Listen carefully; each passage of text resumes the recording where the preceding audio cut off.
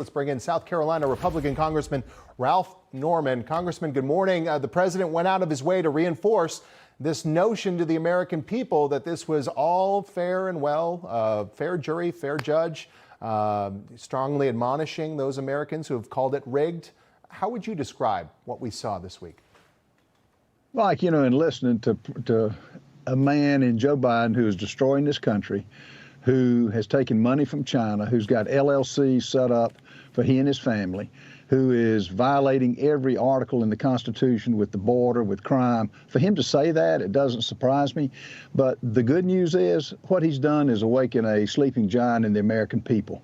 All over, people that I talk with in South Carolina and other places know this is a rigged trial. I've been to the trial a couple of weeks ago. It's a shame what they're doing to an innocent man. They haven't even spelled out what crime he's violated. And he's going to win it, and the American people are going to continue to donate, and they're going to continue to rally. This man will win the presidency of the United States. Congressman, your colleague in the House Judiciary Chairman, Jim Jordan, he released a letter requesting that Manhattan D.A. Alvin Bragg, as well as lead prosecutor Michael Colangelo, appear to testify before the House Subcommittee on Weaponization of the federal government on June 13th. What do you believe needs to be asked of these witnesses, and what further action should Congress take when they are addressing the people's concerns about a two-tiered system of justice? Well, what they need to do is come before Jim Jordan. He will know the questions to ask, meaning how this trial took place, why is there not a conflict of interest, are you coming after other Americans as you are Donald Trump?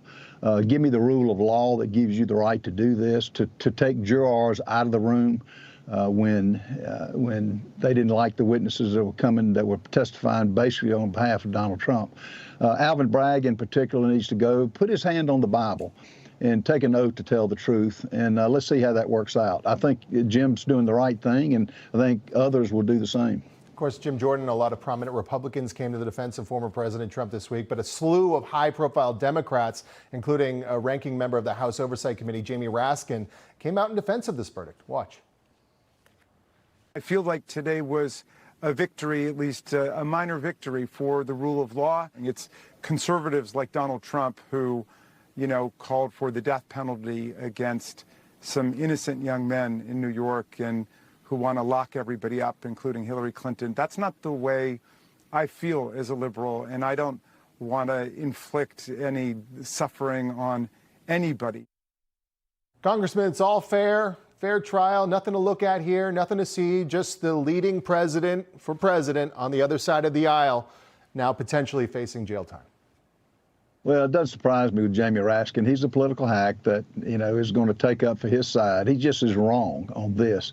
And Mike, look at the timing. 4 days before the Republican convention in July, announcing the verdict of whether Donald Trump is going to jail or not. The timing of the whole trial is a sham. They could have done this years ago for something that happened, they claimed 20 years ago. But it doesn't surprise me. The Democrats round up behind as they destroy the country, round up against Trump, and it's no surprise to any of us, really.